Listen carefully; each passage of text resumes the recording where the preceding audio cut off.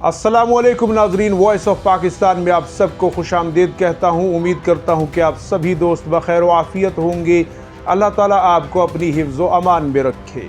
नाजरीन, जैसे जैसे भारत की हिंदुत्व सरकार का जंगी जुनून बढ़ता चला जा रहा है और उस पर प्रेशर भी पड़ रहा है कि भारत अपनी खोई हुई इज्जत को बहाल करे, और पाकिस्तान ने जो उसे सरेआम शिकस्त दी, इससे आलमी सतह पर जो उसकी साख खराब हुई है, जो उसे एक तारीखी जो तन्हाई है उसका सामना करना पड़ रहा है, और दुनिया में हर जानिब से भारतीय एयरफोर्स और उसके दावों का मजाक उड़ाया जा रहा है। तो क्यों ना इस दुर्दशा को दोबारा से दुरुस्त करने के लिए और अपनी खोई हुई इज्जत को बहाल करने के लिए भारत अब एक एक्शन करे, और उसकी तैयारियां नवंबर के महीने में ज़्यादातर जो माहिरीन के नज़दीक प्रेडिक्ट किया जा रहा है।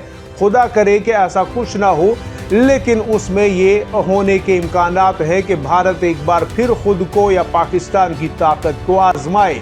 लेकिन अब इस सूरत हाल में एक अहम तरीन चीज़ सामने आई है, क्योंकि सऊदी अरब एक बड़ा फैक्टर सामने आया है जिसको लेकर के भारत में दिन रात एक अजीब सी बहस शुरू हुई है। एक तबका कह रहा है कि आप पाकिस्तान को, जिस पाकिस्तान को जानते थे कि उसका बजट हमसे 9 गुना छोटा है या उसके वसाइल कम हैं, तो अब वो वाला पाकिस्तान ये नहीं है। अब इसके माली वसाइल में, इसके तेल के ज़खायर में, इसकी आलमी सपोर्ट में, मुस्लिम दुनिया की सपोर्ट में अब ज़बरदस्त इजाफा हो चुका है। और सऊदी अरब भी हो सकता है कि उसके F-15 लड़ाका तैयारे, उसके टॉर्नेडो लड़ाका तैयारे, यूरो फाइटर टाइफून लड़ाका तैयारे भी आप पर एक्शन कर सकते हैं। अब यहाँ पे सऊदी सरजमीन से भी पाकिस्तान आप पर एक एक्शन कर सकता है, क्योंकि उसकी स्ट्रेटेजिक डेप्थ अब वहाँ तक बढ़ गई है जो बहीरे अरब के उस पार वो आपसे ज़बरदस्त इंतकाम ले सकता है।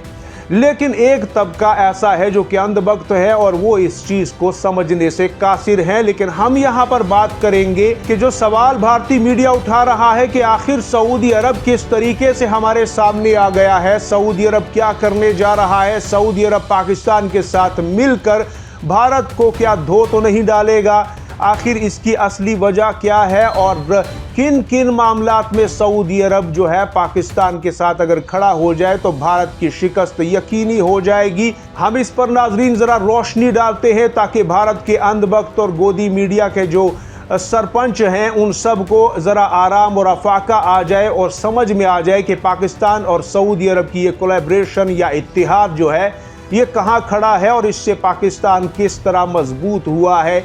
पहली बात तो ये है नाजरीन कि पाकिस्तान को सऊदी अरब की फ़ौज नहीं चाहिए।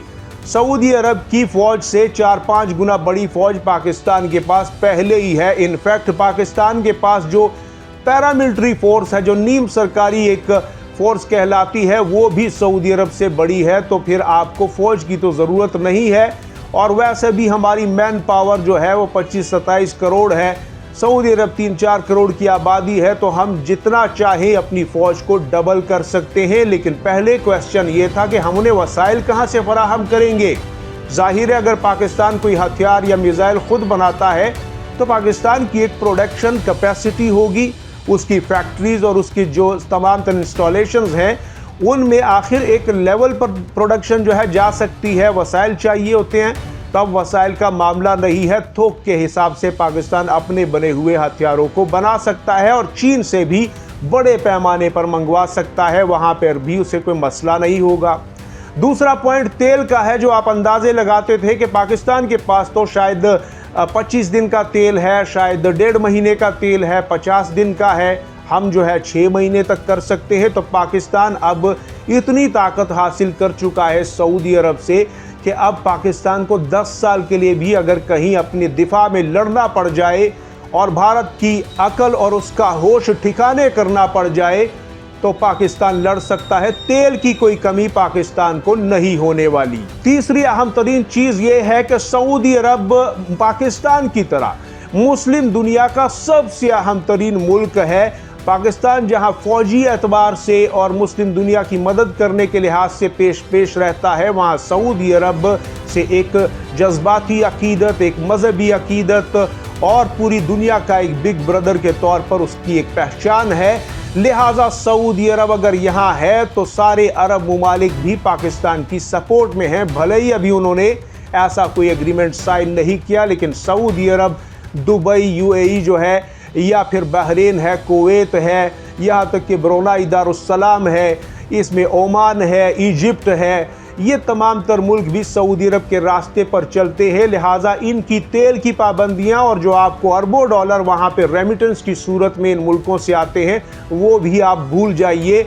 ऐसी सूरत में भारत को माशी रगड़ा भी बहुत बड़े पैमाने पर लगने वाला है। तीसरी और अहम तरीन चीज़ ये है कि खुदा न खास्ता अगर बदतरीन हालात पैदा होते हैं तो जैसे पाकिस्तान ने अपनी एयर स्पेस भी बंद की, अपनी समुद्री हुदूद को भी भारतीय जहाज़ों के लिए बंद किया, इसी तरह आप अरब की जो खलीजी समंदर है उसमें दाखिल नहीं हो सकेंगे। सऊदी अरब भी अपनी एयर स्पेस बंद करेगा और बाकी अरब मुल्क भी बंद करेंगे। लिहाजा आपकी एक मुआशी नाकाबंदी जो आप कराची की करना सोच रहे थे ना, गौरव आर्या, या सॉरी क्या नाम है उनको मुझे ठीक से आता नहीं, कुछ लोग कहते हैं गोबर आर्या है, लेकिन जो भी है मुझे माफ़ कीजिएगा, आप कमेंट सेक्शन में ज़रूर बताइएगा। लेकिन कराची का मुहासरा करने से पहले पूरे भारत का मुहासरा बहीरा अरब, बहीरा हिंद दोनों में पाकिस्तान और ये अरब मुल्क और ख़ास तौर पर सऊदी अरब का वसी और अरीज़ समंदर जिन्हें आप इस्तेमाल करते रहे, स्वेज़ कैनाल से या रेड सी से या यहाँ पर जो खलीज अदन है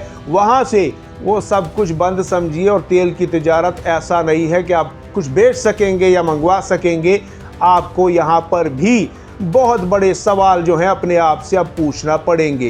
एक अहम तरीन फैक्टर ये भी है कि अगर पाकिस्तान भारत पर चढ़ जाता है और उसे जो है ज़रूरत से ज़्यादा रगड़ा लगा देता है और उसकी ये हालत कर देता है कि दुनिया में से शायद किसी कोने में से कोई उसका हमदर्द उठ जाए और ये कहे कि भाई ये तो बहुत ज़्यादा हो गया, भारत माता के साथ ये सलूक और इस हद का जो आपने कर दिया है काम, तो ये तो डिज़र्व नहीं कर रहा था, आपने कुछ ज़्यादा कर दिया, और कहीं कोई पाबंदियों का सिलसिला अक़वाम मुत्तहिदा में या कोई भी जो यार और दिलदार हैं भारत के वो इस पर एतराज़ करेंगे, तो वो भी नहीं हो सकेगा, क्योंकि मुस्लिम दुनिया की एक बड़ी वोट बैंक जो है वो सीधे सीधे पाकिस्तान के हक़ में होगी। दूसरा, ये अगर पाबंदियां लग भी जाएंगी तो तेल की दौलत से माला माल ये इस्लामी मुल्क जब पाकिस्तान के पीछे खड़े हैं, खाली सऊदी अरब ही खड़ा है, तो पाकिस्तान को कोई पाबंदी ज़रर नहीं पहुंचा सकती, चाहे वो फिर IMF की सूरत में ही क्यों ना हो,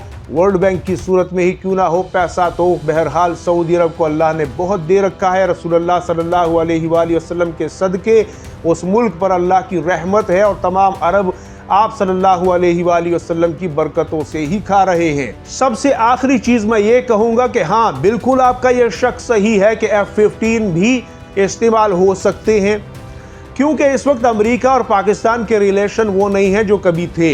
लिहाजा अमेरिका ये चाहेगा कि अगर J-10C की मार्केट ऊपर गई है, पाकिस्तान ने राफेल उससे गिराए हैं, तो चले हमारे F-16 या हमारे F-15 से अगर भारत के कोई 10, 20, 50 जहाज़ गिरते हैं, 100 जहाज़ गिरते हैं, तो हमारी मार्केट बहुत ऊपर चली जाएगी। तो F-15 भी यूज़ हो सकता है आसानी से, और टॉर्नेडो तैयारे भी यूज़ हो सकते हैं। यूरोप भी ये चाहेगा कि हमारा एक बलवान तैयारा, अगर राफेल इस तरह से बाजी हार गया है तो कोई बात नहीं, हमारे पास यूरोफाइटर टाइफून एक दूसरी ऑप्शन है। अगर पाकिस्तान उसे इस्तेमाल करे भारत के अगेंस्ट, तो इससे हमारी ही मार्केट बनेगी। लिहाजा ये सेंस बनती है कि सऊदी अरब को कोई ज़्यादा प्रॉब्लम नहीं होने वाली। अगरचे ये एक माहिदा होता है कि दूसरे मुल्क का पायलट आपके जहाज़ को उड़ाए या ना उड़ाए, इसके लिए अमेरिका की इजाज़त या उस मुल्क की इजाज़त चाहिए होती है, लेकिन चूँकि इसकी मलकियत सऊदी अरब के पास है और बहुत से एग्रीमेंट के क्लॉज जो हैं वो अमेरिका के पास हैं, लेकिन ताल्लुकात इस वक्त ऐसे हैं कि कुछ भी मुमकिन है। जाहिर है अपनी इंटरनेशनल जो लड़ाका हथियारों की मार्केट है उसे अमेरिका भी चमकता हुआ देखना चाहेगा, यूरोप भी चमकता हुआ देखना चाहेगा, और सऊदी अरब और पाकिस्तान दोनों मुस्लिम दुनिया में अपने इस इत्तेहाद की अहमियत को उजागर करने के लिए इस मौके को एक सुनहरी मौके के तौर पर देख भी रहे हैं। लिहाजा भारत अगर खुद ब खुद अपने आप को कुर्बानी का बकरा बनाकर पेश करना चाहता है, तो शायद पाकिस्तान और चीन भी कहीं ना कहीं इसके इंतज़ार में है। चीन की यह ख्वाहिश है कि ज़्यादा से ज़्यादा जो है चीनी हथियारों का ही पाकिस्तान इस्तेमाल करता रहे। शायद इसीलिए जो अभी मायदा हुआ है उसमें HQ-19A जैसा खला तक मार करने वाला एयर डिफेंस सिस्टम की भी मंजूरियां कहते हैं कि हो गई हैं।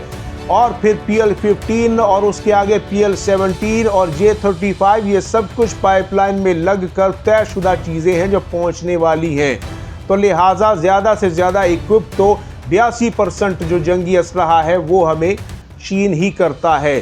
तो अमेरिका ने भी अब मिसाइलों की अप्रूवल की है, जिसमें AMRAAM 120 का ब्लॉक डी मिसाइल अब अप्रूव किया है। पहला ब्लॉक सी जो था वो 120 किलोमीटर का था। लेकिन अब जब अमेरिका ने देखा कि भाई किसी भी मार्के में 2019 में अभिनंदन का हो या ये मार्का हो, मेरे किसी F-16 को यूज़ क्यों नहीं कर रहा पाकिस्तान, तो इससे तो एक अच्छा मैसेज नहीं जा रहा, एक अच्छी मार्केटिंग नहीं हो रही। चीन की मार्केट ऊपर आ रही है, J-10C को कोई जानता नहीं था, अब लोग उसे खरीदने जा रहे हैं।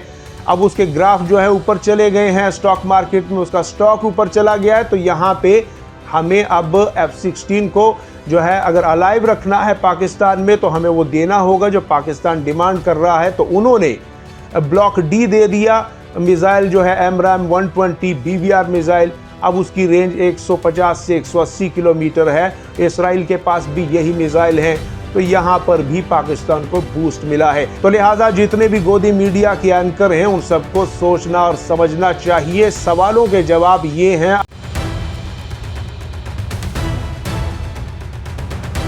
आप इस हवाले से नाजरीन अपनी कीमती राय जरूर दीजिएगा। अपना और गिरदोनवा के लोगों का सबका ढेर सारा ख्याल रखिएगा। अल्लाह हाफिज़। नासिर पाकिस्तान जिंदाबाद, उम्मत मुस्लिमा पाइंदाबाद।